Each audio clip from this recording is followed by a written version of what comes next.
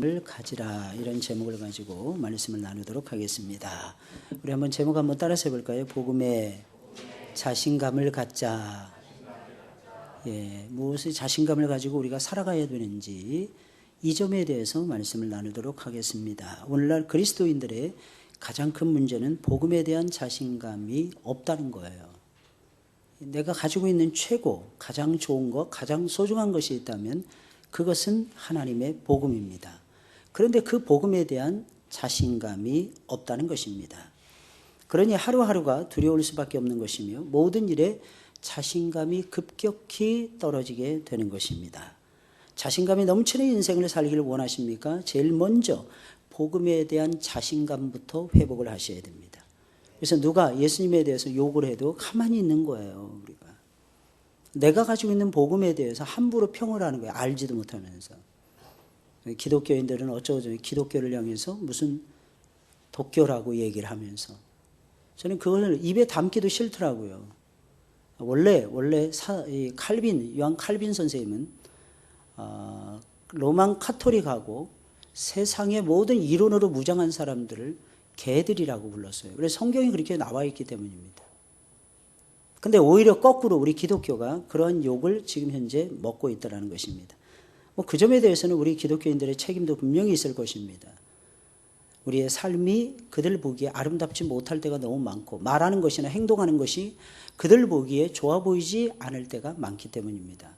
그러나 우리는 그것은 나중의 일이고, 우리가 가지고 있는 복음에 대한 자신감만큼은 분명히 가지고 살아가야 되는 것입니다. 일단 내 영혼이 새로워졌잖아요. 일단 내 삶이 일어나기 시작을 했잖아요. 그것은 무엇하고도 바꿀 수 없는 놀라운 역사입니다. 그건 뭘 통해서 이루어지느냐?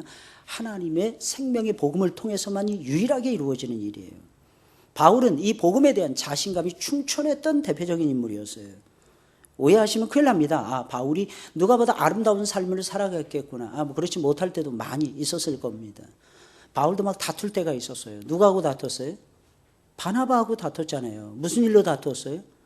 마가 요한을 데려가느냐, 2차 전도 여행 때 데려가지 마느냐, 이거 가지고 다투었던 사람이 바울이라고 하는 인물이었어요. 게다가 바울이라고 하는 사람은 율법에 대해서 굉장히 정통한 인물이었어요. 누군가하고 변론을 하기 시작하면 밤을 새도, 2박 3일을 밤을 새도 바울은 할 말이 남아있었던 대표적인 하나님의 종이었어요. 그래 얼마나 깐깐했겠어요. 얼마나 지배였겠습니까? 그럼에도 불구하고 바울은 내가 온유하지 못하기 때문에 나는 복음에 대한 자신감을 내가 갖지 못할 수밖에 없다, 이렇게 생각한 것이 아니라 오히려 반대로 생각을 하고 있었어요. 내가 약하면 약할수록 하나님이 더욱 강해진다는 거예요. 내가 미약하면 미약할수록 하나님의 강인함이 드러나더라는 거예요. 그래서 오히려 바울은 복음을 더 사랑해요. 복음을 더 증거합니다. 이 복음 때문에 내가 지금 서서히 사람이 돼가고 있어요. 우리 보통 이런 얘기를 하잖아요. 사람이 되라. 사람이 돼야 하나님의 종이 될 수 있다, 이렇게 착각을 해요. 그렇습니까, 여러분들? 그러면 우리가 이 자리에 나와서 예배 드릴 수 있는 사람이 한 사람도 없어요. 우리 사람 아니잖아요, 여러분들. 여러분 사람이십니까? 여러분들은 천사들이잖아요. 할렐루야. 우리는 어때요? 우리는 몬스터처럼 행동할 때가 진짜 많잖아요. 아무도 없을 때 내 모습을 한번 보세요, 여러분들. 아니면 형제들 간에 싸움박질할 때 내 모습을 사진으로 찍어놔 보세요. 괴물 중에 그런 괴물이 아마 없을 것입니다. 이게 우리들의 모습이에요. 예배 시간에 우리 조는 모습, 이거 찍어놔 보세요. 우리가 과연 하나님을 얼마나 사랑한다고 말할 수 있을까? 자신 있게 나는 그리스도의 향기가 납니다, 나는 빛과 소금입니다, 이렇게 말할 수 있는 사람이 우리 가운데 누가 있겠습니까? 우린 그것을 지향할 뿐이죠. 우린 그것을 향해서 나아가는 거죠. 오히려 그때 엎어지고 넘어지고 자빠질 때마다 무슨 생각을 하는 거예요? 역시 복음이 위대해. 왜? 나 같은 죄인을 사랑했기 때문에. 그렇잖아요. 복음이 정말 대단해. 왜? 나 같은 죄인을 고귀하다고 복음이 인정해 주었기 때문에. 그는 누구를 만나든지 항상 당당했습니다. 네로 황제 앞에서도 당당했어요. 네로 황제는요, 역사상 유례 없는 독재자였어요. 찾아볼 수가 없어요. 굉장히 잔혹스러운 인물이었어요. 근데 그 앞에서도 바울은 당당합니다. 어떤 학자를 만나든지 어떤 부자를 만나든지 어떤 권력자를 만나든지 어떤 군인을 만나든지 기죽지 않았어요. 바울은. 기죽지 않았어요. 자신이 알고 있는 생명의 복음을 선포하는 일에 조금도 망설이거나 주저하지 않았어요. 어떤 일을 만나든지 흔들리지 않았어요. 자신이 가지고 있는 고유한 신앙의 색깔을 드러내는데, 자신이 가지고 있는 삶의 고유한 빛깔을 드러내는데 사도 바울은 조금도 주눅들지 않았더라는 거예요. 그대로 노출시키고 있었어요. 왜? 복음에 대한 강한 자신감이 있었기 때문입니다. 바울은 쉽게 말해서 이렇게 생각해요. 복음이 최고다 이렇게 생각했어요. 하나님의 복음이 능력이다 이렇게 생각했어요. 하나님의 복음이 최고의 지혜다. 지혜 많은 사람 앞에서 당당할 수 있었던 것은 하나님의 복음만큼 지혜로운 것이 없었다는 거예요. 힘센 사람들 앞에 당당할 수 있었던 것은 하나님의 복음만큼 강하고 능력 있는 것이 없다고 생각했기 때문이라는 것입니다. 이게 사도 바울의 생각이었어요. 그럼 바울은 어떻게 이렇게 복음에 대한 자신감을 가질 수 있었던 것입니까? 첫째로 그가 가지고 있는 이 복음은 예수님이 직접 그에게 나타나셔서 직접 가르쳐 주신 복음이었기 때문입니다. 예수님이 직접 가르쳐 주신 복음을 가지고 있었기에 복음에 대한 자신감이 있을 수밖에 없었다는 거예요. 예수님이 주신 거를, 예수님이 주신 최고의 선물이 무엇이냐? 복음이었더라는 것입니다. 오늘 보면 11절 12절에 있는 말씀이에요. 우리 남자들만 읽어보겠어요. 시작.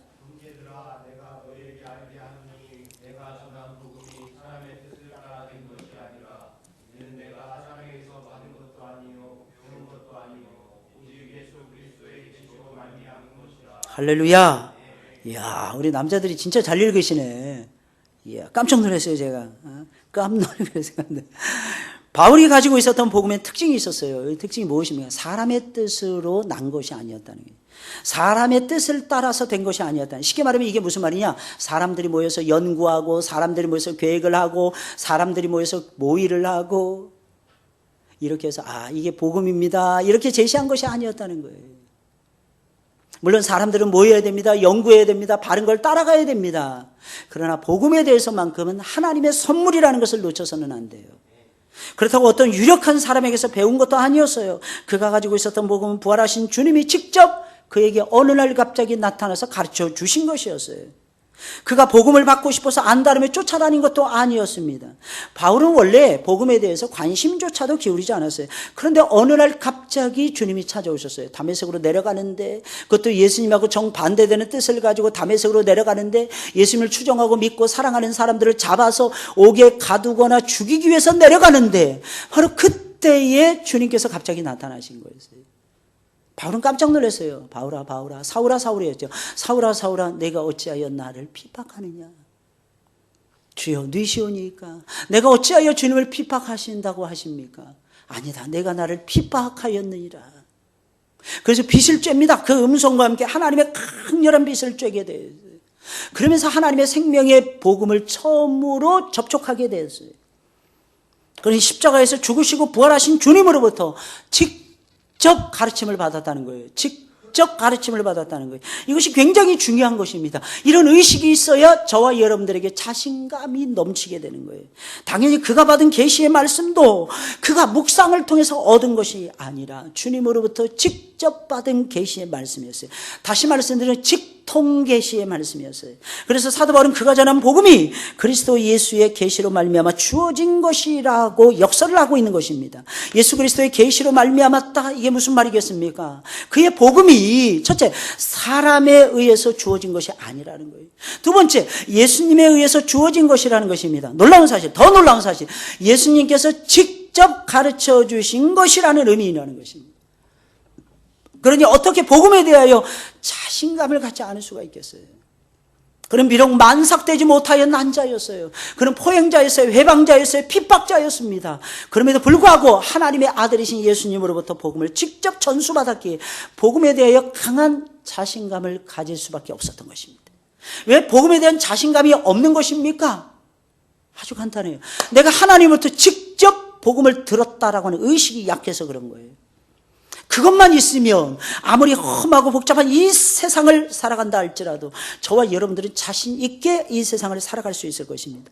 어떤 시련이 온다 할지라도 당당하게 헤쳐나갈 수 있을 것입니다. 그런데 이상하게 우리 안에는 복음에 대한 자신감이 없는 것입니다. 왜 그런 것입니까? 예수님이 직접 가르쳐 주신 복음이라는 이 의식이 약해서 그런 거예요. 이 소명의식이 약해서 그런 거예요. 우리가 가지고 있는 복음은 주님이 계시의 말씀을 통해서 직접 가르쳐 주신 것입니다. 물론 사도 바울이 복음을 직접 받았다는 것과 우리가 복음을 받았다는 것은, 직접 받았다는 것은 뉘앙스가 다릅니다. 바울은 주님으로부터 직통으로 계시를 받았지만 우리는 먼저 받은 사람을 통해서 우리는 받게 되었기 때문입니다. 그러나 설령 먼저 받은 인물을 통해서 우리가 복음을 들었다 할지라도 그건 역시 주님이 직접 주신 것이나 똑같다 하는 것을 저와 여러분들이 잊어서는 아니 될 것입니다. 이유가 무엇입니까? 먼저 받은 그 사람은요, 잘 들으셔야 돼요. 먼저 받은 그 사람은 하나님이 사용하시는 도구에 불과하기 때문에 그래요. 여러분, 도구가 어찌, 날 좀 알아주세요, 이럴 수 있습니까? 오해하시면 큰일 납니다.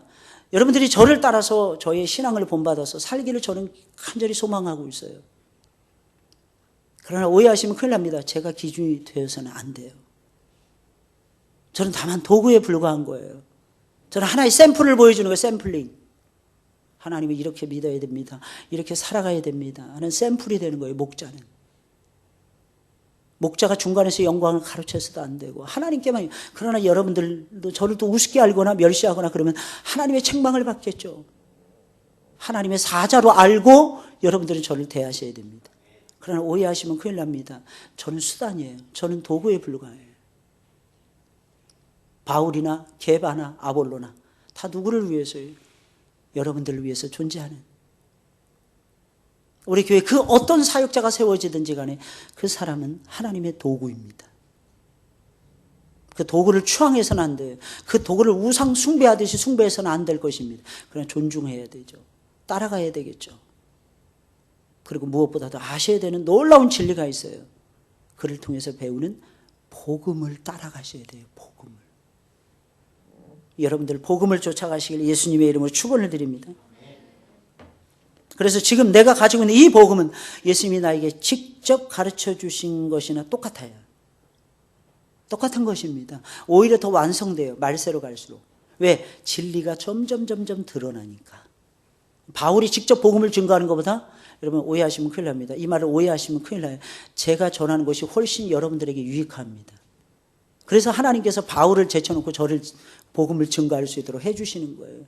이유가 무엇입니까? 바울은 1세기의 사람이에요. 바울은 성경이 다 완성되기 이전의 사람이었어요. 저는 성경을 창세기부터 계시록까지 다 아는 사람이에요. 이게 차원이 다른 거예요. 그래서 오히려 사람을 통해서 잘 들으셔야 돼요. 하나님부터 직접 받는 거 아니에요. 하나님으로부터 직접 교육을 받는 거 어떻게 보면 굉장히 좋을 것 같죠? 어렵습니다. 근데 하나님께서 그래서 중간에 사람들을 세우시는 거예요. 할렐루야. 그리고 우리를 하나님의 사람답게 키워가시는 거예요. 그러니까 복음에 대한 자신감을 가지시길 예수님의 이름으로 축원을 드립니다. 둘째로 그가 가지고 있었던 복음은 사람을 한꺼번에 한 방에 변화시키는 엄청난 능력이 있었기 때문입니다. 한 방이면 사람을 변화시킬 수가 있었기에 사도 바울은 복음에 대한 강한 자신감을 가질 수밖에 없었던 것입니다. 세상에 이런 것이 또 어디 있습니까? 그러나 하나님의 복음은 사람을 한 방에 변화시키는 엄청난 파괴력이 있어요. 엄청난 파괴력이 있는 것이 하나님의 능력의 복음이라는 것입니다. 오늘 본문 13절 14절 말씀인데 우리 여자들만 읽어보겠어요. 시작.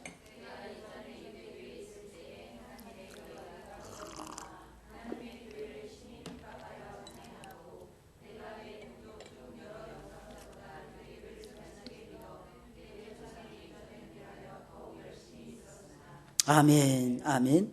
사도 바울은 예수님으로부터 직접 복음을 받았다고 자랑했어요. 그것도 아주 늘어지도록 자랑을 합니다. 그러더니 갑자기 변한 거예요. 방향을 바꾸어서 자신의 부끄러웠던 과거에 대해서 이야기를 해주고 있어요. 주님을 만나기 전까지 바울은 유대교를 믿고 있었습니다. 그때 그는 하나님의 교회를 엄청나게 핍박하고 잔해하는 일에 앞장서고 있었어요. 어느 정도로 앞장서고 있었느냐? 자기보다 나이 많은 영갑자들보다 훨씬 더 많이 앞장설 정도였어요. 여러분 생각해보세요. 이때 사도 바울의 나이가 기껏해야 뭐 30 간 넘었나 이랬어요. 이제 뭐 30 넘었나, 뭐 40 됐나. 굉장히 젊은 시절이었어요. 그럼에도 불구하고 사도 바울은 이렇게 생각한 거예요. 나보다 앞서 있었던 모든 연장자들보다 내가 더 열심히 했다는 거예요. 이게 무슨 말이에요? 유대교에 푹 빠져서, 유대교에 거의 정신이 나가서, 유대교에 완전히 미쳐서, 그저 다른 것들은 아무것도 들어오지 않을 지경에 사도 바울이 이르러 있었더라는 것입니다. 왜 기독교인들을 잡아서 죽이려는 바울의 열심은 웬만한 사람은 따라갈 수 없을 정도였다는 거예요. 왜 그런 것입니까? 성경에 보면 신명기 21장 22절 23절에 있는 말씀이에요. 신명기 21장 22절 23절. 나무에 달린 자들은 저주를 받은 자라고 했어요. 그런데 기독교인들은 나무에 달려 죽으신 예수 그리스도를 믿고 있었기 때문이었습니다. 뭐 때문에 나무에 달려 저주를 받은 예수 그리스도라고 하는 사람을 믿는지, 아니죠, 예수라는 인간을 믿는지 도무지 납득이 가지 않고 도무지 이해할 수가 없었다는 것입니다. 그래서 사도 바울은 예수를 믿는 사람들을 잡기 위해서 혈안이 되어 돌아다니고 있었던 것입니다. 분명히 기독교는 잘못된 거야, 예수 종교는 잘못된 거야, 예수교는 분명히 잘못된 거야, 이런 확신 속에서 움직이고 있었어요. 그는 분명히 기독교인들을 잡아서 죽이는 포행자요, 회방자요, 핍박자였던 것입니다. 이것이 예수님을 만나기 전에 사도 바울의 모습이었어요. 그런데 이제는 완전히 변화가 되었어요. 완벽하게 다른 사람이었어요. 십자가에 달려 저주를 받고 돌아가신 예수님을 전하는, 믿을 정도가 아니에요. 그 예수님을 자랑하는 거예요. 그 예수님을 높이는 거예요. 그 예수님이 하나님이라고 외치는 것이었어요. 철저하게 그는 기독교인들의 편에 서 있었다는 것입니다. 그는 완전히 변하여 새 사람이 되었던 것입니다. 어떻게 이런 일이 일어날 수 있는 것입니까? 그는 분명히 기독교인들을 잡아서 죽이는 포행자였어요. 그런데 어떻게 십자가에 달려 저주를 받은 그 예수님을 증거하는 사도가 되었던 것입니까? 그러나 분명히 사도 바울은 변하여 복음의 사도가 되어 있었어요. 어떻게 이렇게 된 것입니까? 산속에 들어가서, 홀로 들어가서 오랜 시간 수양을 하다가 뭔가 깊이 있는 깨달음을 얻었기 때문이었습니까? 아니었어요. 절대로 아니었어요. 그가 변화되었던 이유가 무엇입니까? 단지 부활하신 예수님을 만났기 때문이라는 것입니다. 예수님이 그에게 직접 찾아오셨어요. 예수님이 직접 나타나셨어요. 사울아, 사울아, 어찌하여 나를 핍박하느냐. 사도 바울은 거기서 무너지기 시작을 하는 거예요. 자신은 하나님을 잘 섬긴다고 생각을 했어요. 주여 누이시니까 나는 내가 핍박하는 예수니라. 그 말에 그냥 붕괴가 되는 거예요. 그분이 살아계신 초월적인 하나님이셨구나. 이 히브리인들은 두 가지로 하나님을 체험을 했어요. 물론 삶 속에서 체험을 했지만 삶 속에 체험한 거 빼놓고 두 가지로 체험했는데, 첫째 음성으로 체험했어요. 두 번째 빛으로 체험했어요. 근데 그 빛과 음성이 한꺼번에 막 쏟아져 내리는 거예요. 바울에게, 사울에게. 게다가 자신은 포행자의 핍박자의 회방자였어요. 예수님 모른다고 했던 사람, 하나님과 원수되었던 사람이었어요. 죄인 되었던 사람이었어요. 하나님을 가까이 하지 못하고 있었어요. 멀리 떨어져 있었어요. 예수님을 멀리 떨어뜨려 놓고 있었어요. 그리고 하나님이 보내신 아들이라는 것을 믿지 못했어요. 그런데 그 예수님이 자기를 사랑해서 찾아오셨다는 거예요. 이 충격은 말로 할 수 없었어요. 그때 그 한 방에 변화된 거예요. 우리는 무엇 때문에 변화됩니까? 예수님 만나야 변화됩니다. 오해하시면 큰일 나요. 막 수양 많이 하고 오해하시면 큰일 납니다. 열심히 내 나름대로 열심히 막 기도 많이 하면 변화될 것 같죠? 기도 속에 주님이 오셔야 돼요. 내가 열심히 성경 읽으면 무조건 달라질 것 같죠? 요즘 보니까 뭐 성경도 많이 읽게 하고 많이 그러더라고. 그런데 사람은 안 바뀝니다. 왜 안 바뀔까요? 주님이 성경을 타고 오시는 주님을 못 만났기에. 성경은 주님을 제시하는 위대한 책입니다. 우리가 기도하는 이유는 하나님 앞에서 하는 거예요. 하나님을 만나는 거예요. 언제 자신감이 넘칠까요? 그 위대하신 하나님을 만났을 때. 한 방에 그냥 간다니까, 한 방에. 이것이 바로 복음이 가진 능력이라는 것입니다. 사람들은 얼마나 오랫동안 매달리느냐에 따라 역사가 나타난다고 생각합니다. 이 말은 기억하셔야 돼요. 맞는 것 같지만 틀린 말이에요. 맞는 것 같지만, 정답인 것 같지만 가장 정답이 아닌 것이 이 말입니다. 왜냐하면 복음 안에는 사람을 한 방에 변화시키는 위대한 능력이 있기 때문입니다. 사도 바울이 변한 것은 여러 번 주님을 만났기 때문이 아니었어요. 딱 한 번 제대로 주님을 만났을 뿐인데 복음의 사도로 변화가 된 것입니다. 딱 한 방이면 족하다니까요. 한 번만 제대로 예수님 만나면 된다니까요. 그러면 새 사람이 되는 것입니다. 진정 주님을 만나셨습니까? 은혜를 받았다 하면서도 변화된 삶을 살지 못하는 이유가 무엇입니까? 예수님을 제대로 만나지 못해서 그런 것입니다. 오늘 사람들은 옆에 있는 사람이 변화되지 않는다고 아우성을 치고 있습니다. 혹시 옆에 있는 사람이 변화되지 않은 것이 아니라 내가 변화되지 않은 것은 아닐까요? 설령 그렇다 할지라도 염려하지 마세요. 나도 지금이라도 예수님 만나면 되는 것입니다. 나도 지금이라도 예수님 만나면 되는 것입니다. 예수님의 십자가의 사랑을 딱 한 번만 제대로 체험해 보세요. 경험해 보세요. 거기에 답이 있어요. 거기에 진리가 있어요. 거기에 생명이 있어요. 거기에 변화가 있어요. 아무리 해도 변화되지 않는 사람, 딱 한 가지만 놓고 기도하시면 돼요. 주님 만나게 해달라고. 주님 만나게 해달라고. 주님을 만나는 하나님, 위대하신 하나님을 만나는 놀라운 체험을 하게 해달라고. 이게 지혜로운 방법이에요. 그래서 세상 교육, 세상에서 못된 짓 하는 것들은 다 많이 배운 것들이더라고. 사람의 의지, 엉뚱한데 옳은 길 가겠다는데 반대하면서 나서 고집불통인 사람들, 의지가 강한 사람들이 약한 사람들이 아닙니다. 하나님의 의지로 무장하셔야죠. 하나님의 마음을 품으셔야죠. 예수님 말씀하셨잖아요. 주 예수의 마음, 나의 마음을 품으라. 너희는 이 마음을 품으라. 곧 그리스도 예수의 마음이니. 예수님 따라가면서 내 마음대로 하겠다는 사람들이 얼마나 많이 있는지 몰라요. 그러니까 옆에 보고를 쌓아두고도, 보물을 잔뜩 쌓아두고도 내 것으로 취하지를 못하는 거예요. 먼저 하나님을 만나는, 우리 선생님들은요, 하나님 만나는 진지한 체험을 꼭 하셔야 돼요. 그래야 여러분들이 증거하는 공과 시간이 힘이 있어요.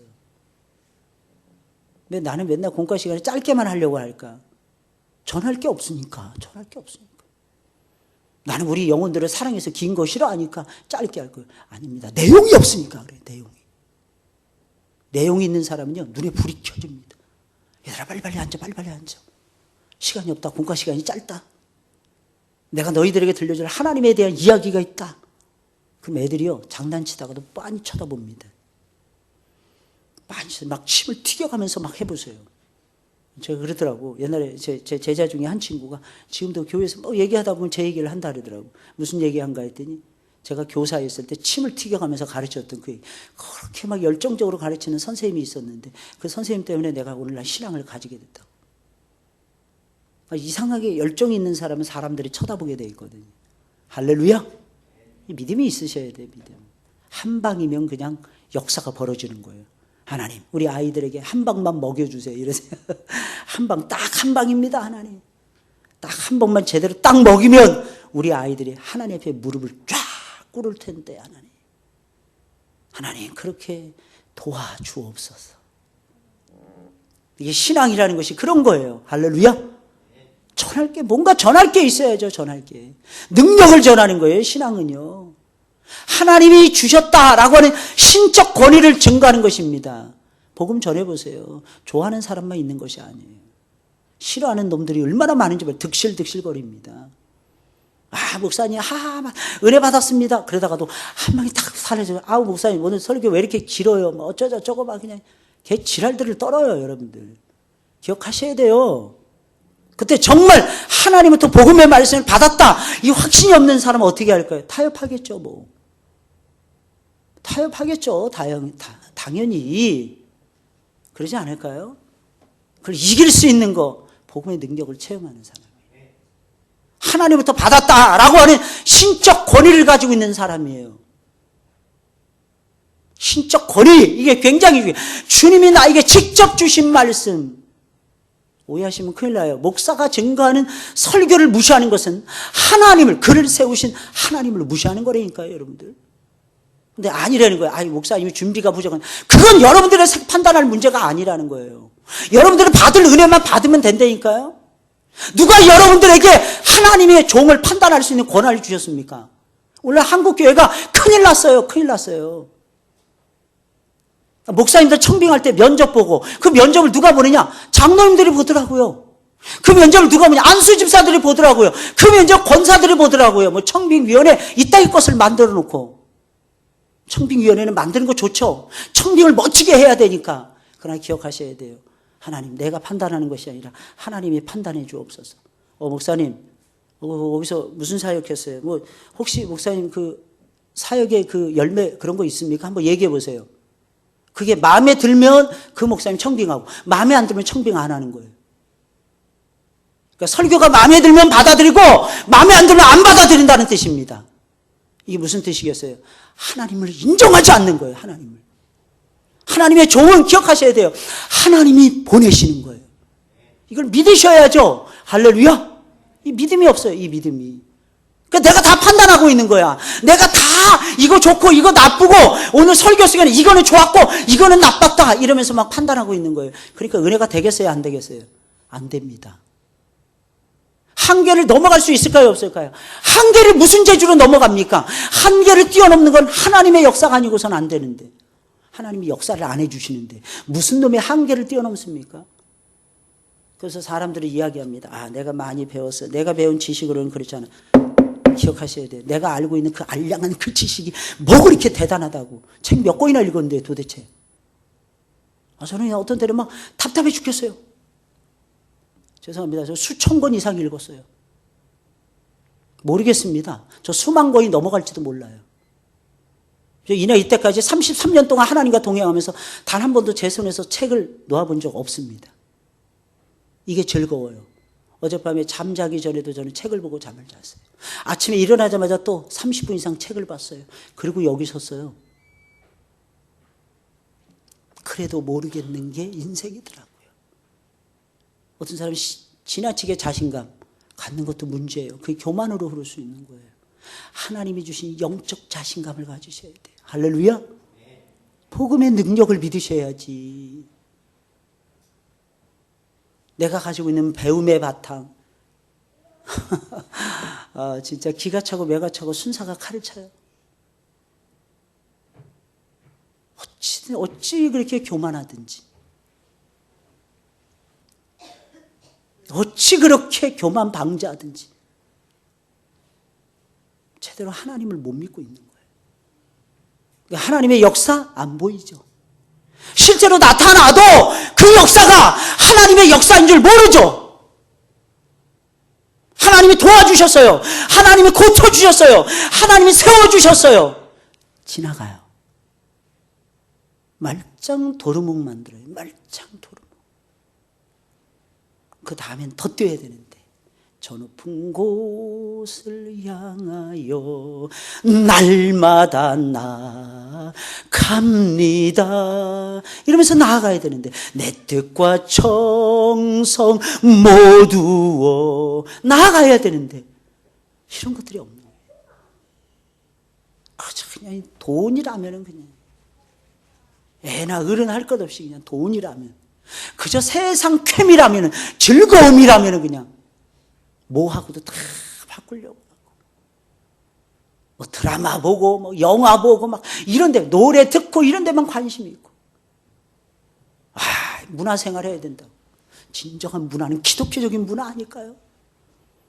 기도하는 문화, 사랑하는 문화, 복음을 자신 있게 증거할 수 있는 문화, 패턴, 아멘 할 수 있는 문화, 이런 것들을 만들어 가야 되는데 아멘보다도 노멘을 더 잘하는 거예요. 노멘. 참 답답해 진짜. 복음은 능력입니다. 복음은 능력이에요. 모든 믿는 자에게 나타나는 하나님이 구원을 주시는 능력이라는 것입니다. 체험을 해보셔야죠. 나 같은 죄인 살리신 주 은혜 정말 놀랍지 않나요? 그 노래 부르면서 울어봤던 적이 언제 있습니까? 언제 도대체? 정말 나 같은 죄인 살리신 주의 놀라와 잃었던 생명 찾아주시니 찾고 그러면서 울어야 되는데 광명을 얻었네 이래야 되는데 이런 중심이요 점점 사그라들고 나 같은 죄인 살리신 주 은혜 놀라와 나에게 옷 주시고 밥 주시고 직장 주셔서 고맙고 감사하고 그냥 그 차원에서 머무르는 거예요. 세속적인 차원에 머물러 있는 거예요. 특히 설날 주셔서 명절 주셔서 괜히 들뜨고 기독교인들이 무슨 세상적인 명절에 들뜬단 말입니까? 뭐 세상적인 명절이 뭐 그렇게 대단하다고 바꿔버려야 돼요. 내가 태어난다. 내가 거듭난다. 내가 예수님을 만난 그날, 그 날이 나의 생일인 거예요. 그 날이 나의 명절이라는 것입니다. 내가 사명받고, 내가 직분받고, 하나님의 일꾼 된 날, 그때가 우리에게는 힘 있는 날이 돼요. 마지막 세 번째로 그가 가지고 있었던 복음에는 어떤 것에도 매이지 아니하는 자유함이 있었기 때문입니다. 바울이 전한 복음에는 어떤 것에도 매이지 않는 자유함이 있었어요. 15절부터 24절까지의 말씀이에요. 그러나 내 어머니의 태로부터 나를 택정하시고 은혜로 나를 부르신 이가 그 아들을 이방에 전하기 위하여 그를 내 속에 나타내시기를 기뻐하실 때 내가 그 혈육과 의논하지 아니하고 또 나보다 먼저 사도된 자들을 만나려고 예루살렘으로 가지 아니하고 오직 아라비아로 갔다가 다시 다메섹으로 돌아갔노라. 그 후 3년 만에 내가 게바를 신방하려고, 게바는 베드로를 얘기하는 것입니다. 예루살렘에 올라가서 저와 함께 15일을 유할세 주의 형제 야고보 외에 다른 사도들을 보지 못하였노라. 보라, 내가 너희에게 쓰는 것은 하나님 앞에서 거짓말이 아니로라. 그 후에 내가 수리아와 길리기아 지방에 이르렀으나 유대의 그리스도 안에 있는 교회들이 나를 얼굴로 보지 알지 못하고 다만 우리를 핍박하던 자가 전에 잔해하던 그 믿음을 지금 전한다함을 듣고 나로 말미암아 영광을 하나님께 돌리니라. 사도 바울은 주님의 부르심을 받은 이후에 가장 먼저 사도들을 만나기 위해서 예루살렘으로 올라가지 않았어요. 그리고 가장 먼저 아라비아 사막으로 들어갔습니다. 아라비아 사막, 아무도 없는 곳으로 들어갔어요. 다시 다메섹으로 돌아갔습니다. 자기 고향으로. 마치 그는 다른 사도들의 인증을 받는 것이 필요 없다는 듯이 자유롭게 돌아다니고 있었다는 것입니다. 그리고 3년 후에야 예루살렘으로서 게바와 예수님의 형제였던 후에 야고보만을 만나고 교제를 나누었다는 것입니다. 다른 사도들에게 가르침을 받지 않았어요. 사도 바울은 누구에게도 매이지 않고 자유롭게 이곳저곳을 돌아다니면서 주님과 깊은 교제를 나누고 열심히 복음을 전파하고 있었던 것입니다.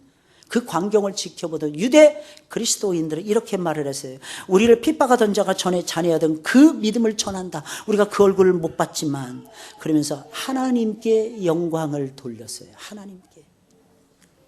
이처럼 복음에는 어떤 것에도 매이지 않는 자유함이 있어요. 자유함.